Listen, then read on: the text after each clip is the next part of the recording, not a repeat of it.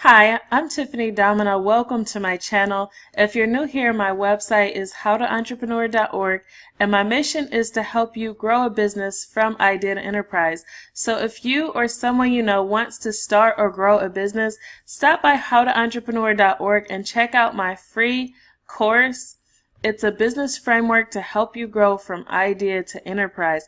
So today I want to talk to you about how to start a candle making business the profitable way. So if you've ever found yourself asking, is the candle making business profitable? If you've been growing an interest in candle making, or if you're considering whether or not the candle making business could be a good opportunity for you, then you're in the right place.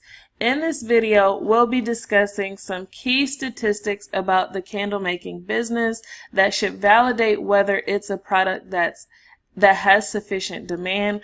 We're going to be helping you to see the potential in the market for a candle making business. We'll be talking about the systems that would need to be in place to run a successful and profitable candle making business. And I'll be giving you my recommendations for where you can learn how to get the recipes and processes right to run a profitable candle making business. So if that sounds good to you, let's get started. So let's start out with some facts and statistics. So 7 out of 10 U.S. households use candles, according to Candle Science. Candle sales are at $3.2 billion per year, according to the National Candle Association. And depending on your target market, you can sell candles anywhere from $5 and up. Candles can be sold for more than $22 in high-end markets. So those are 3 key statistics that help you understand a little bit about the candle market. So if you want to start a successful candle making business, then the first step is you would have to learn the candle making technique. So candle making is a skill. There are natural versus unnatural materials. There's various scents. There's balancing scent quantity to customer satisfaction. There's adding color and design, and even designing the wax with different shapes, print overlays, or color combinations. Candle making is an art and can be very exciting. Even if you think candle making looks very easy, you still want to do your due diligence before selling your handmade product. You need to make candles and decide on what wax you'll be working with, whether you'll be working with beeswax, palm wax, soy, or paraffin. You'll have to choose the color quantity and variations you like, whether tie-dye, layering, designs, or something else. You'll have to decide what scents you'll be working with, the shapes you'll make or containers you'll use, and other specifications that will distinguish your brand.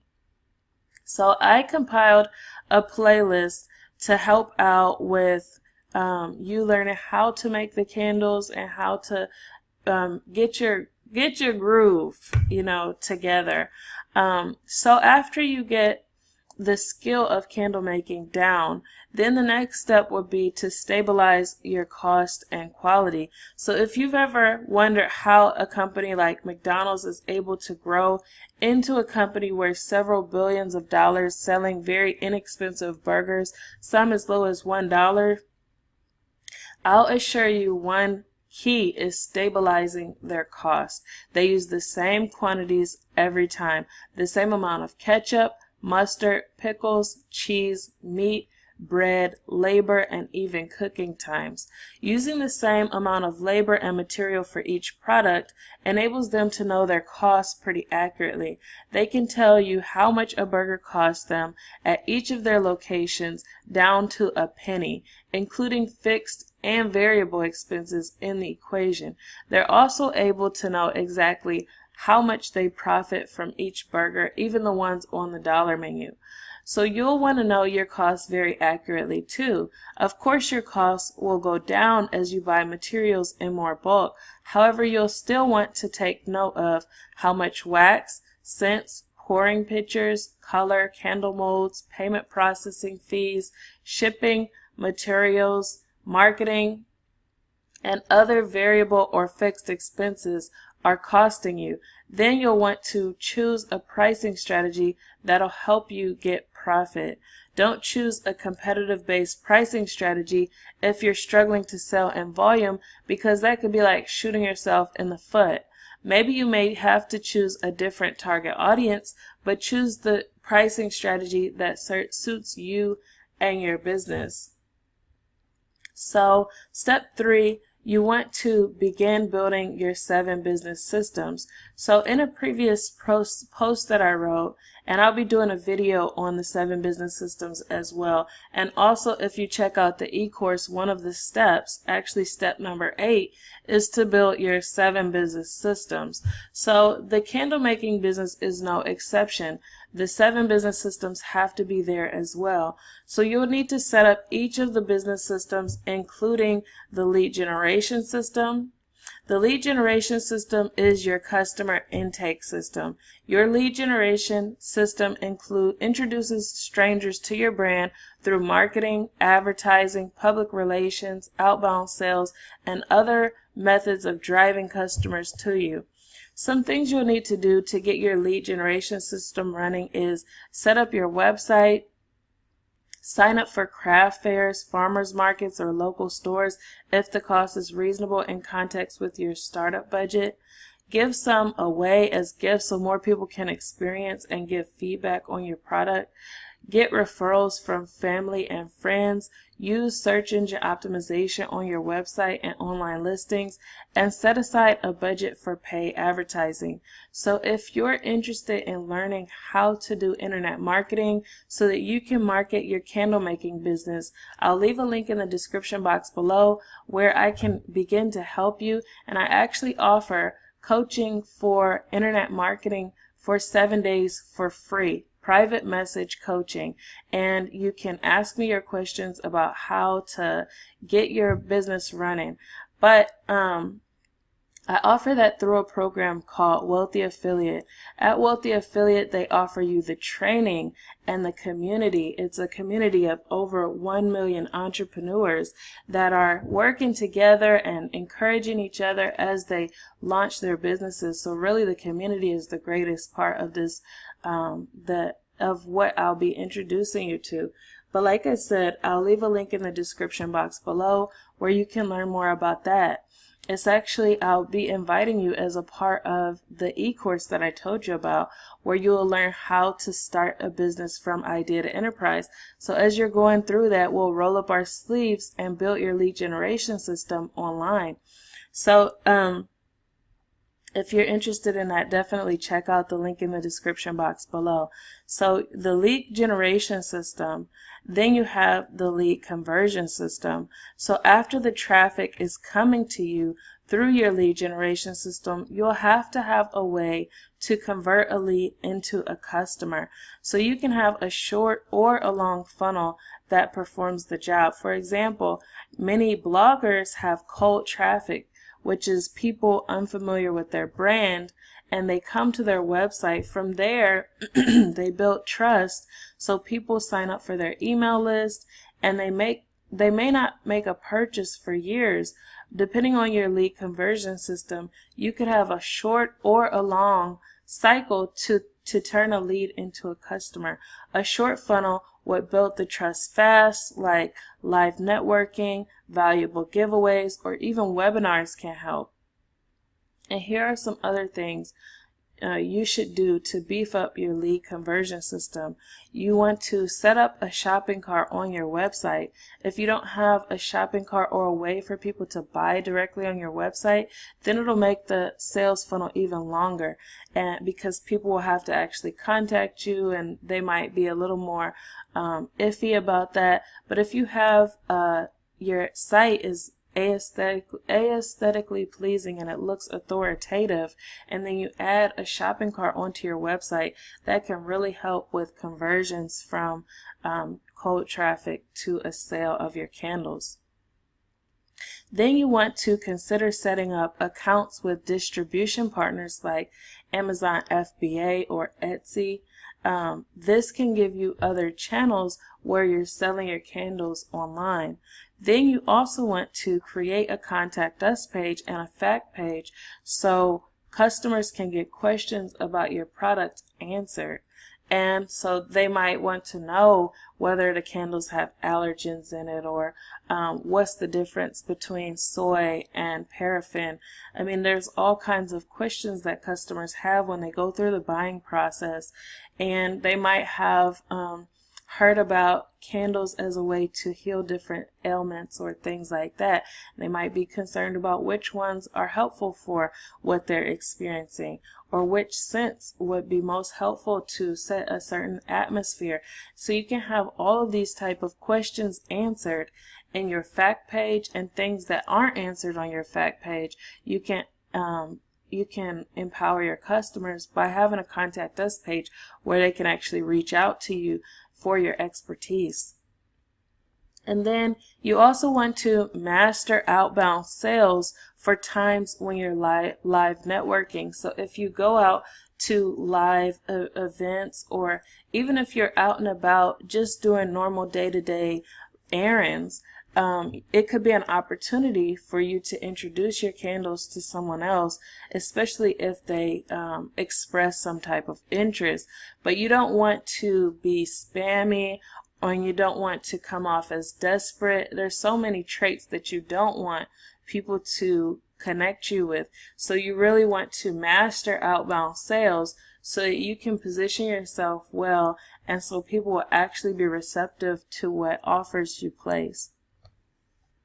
Then after you have your lead generation system and your lead conversion system set up, you want to work on your branding system.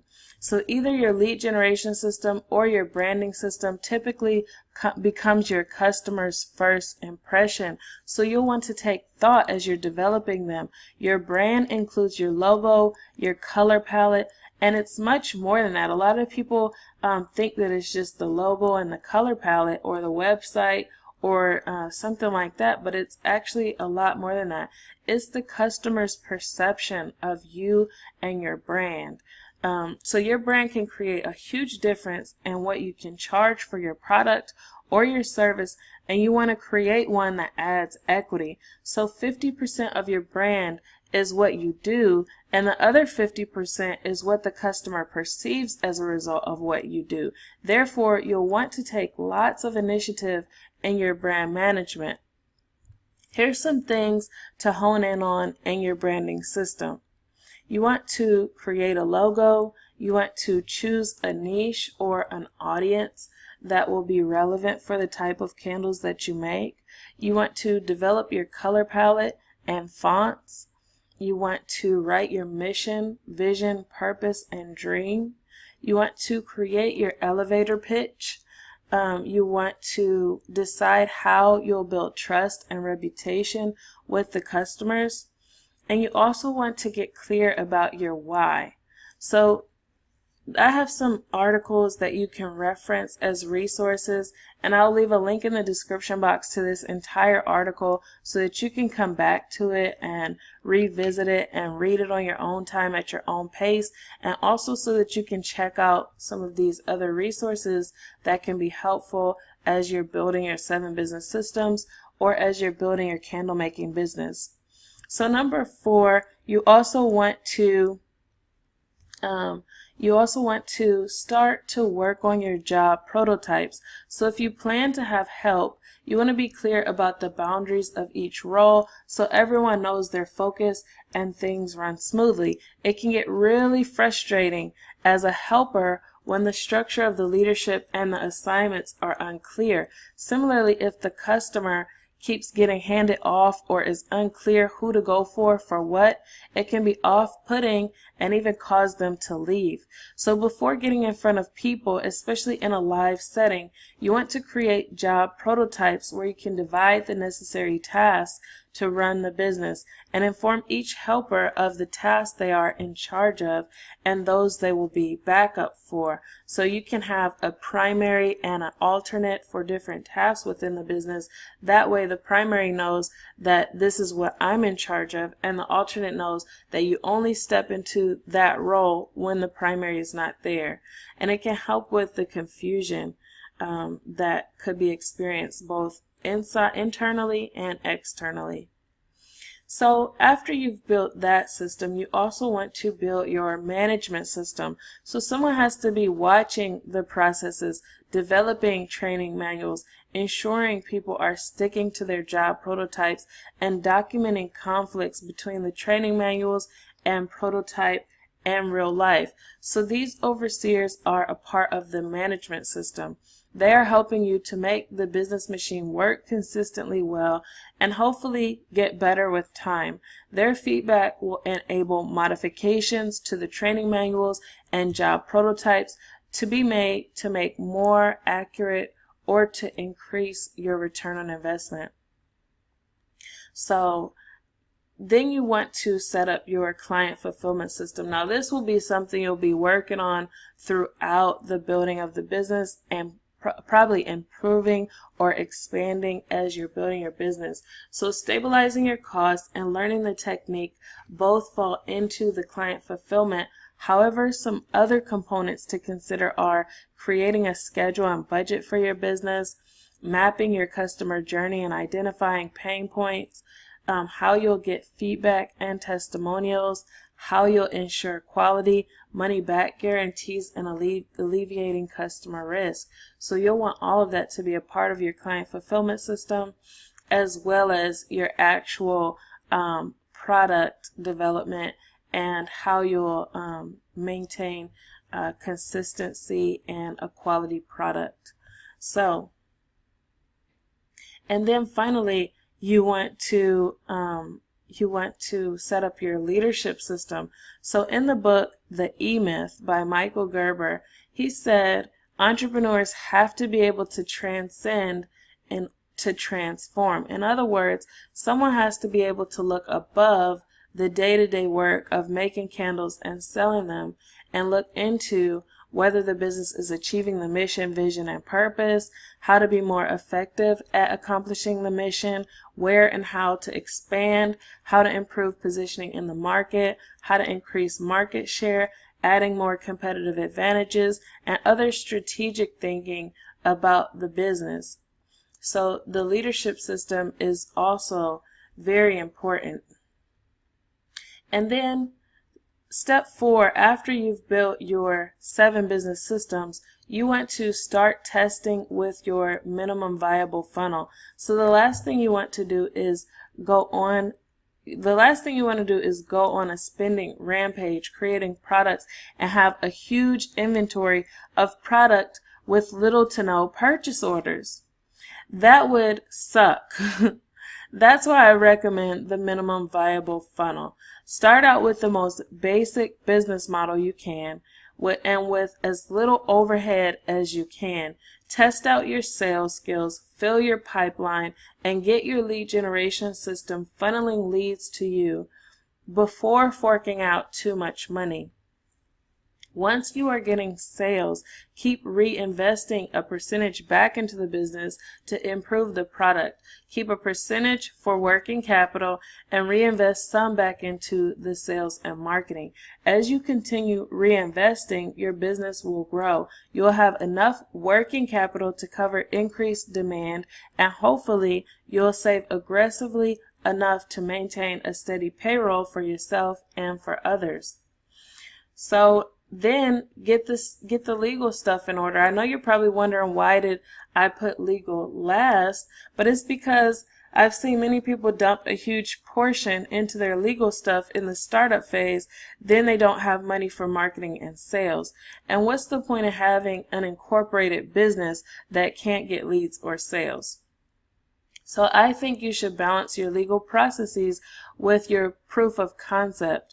In the beginning, a company like candle making has very little liability. You can start with an EIN number, a simple surname, or DBA for less than $50 and open a business account.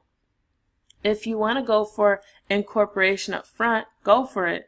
It's typically closer to $300, but also enables you to open a business checking account. The process would be similar. You would get an EIN number, submit the articles of incorporation to the Secretary of State, and open a business checking account. So I've done several video reviews of different incorporation services that you can check out. I also have several reviews that are written with the video included at How to Entrepreneur to help you with incorporating your business. I highly recommend you checking out the incorporation services because it's legal professionals that'll make sure the incorporation process is done right, and it typically doesn't cost that much. A lot of the incorporation services are charging starting at $49, and if you think about sitting down and doing the paperwork yourself and possibly how much stress or lack of peace of mind you might have because you might be concerned about whether or not you're doing it right, it might just be easier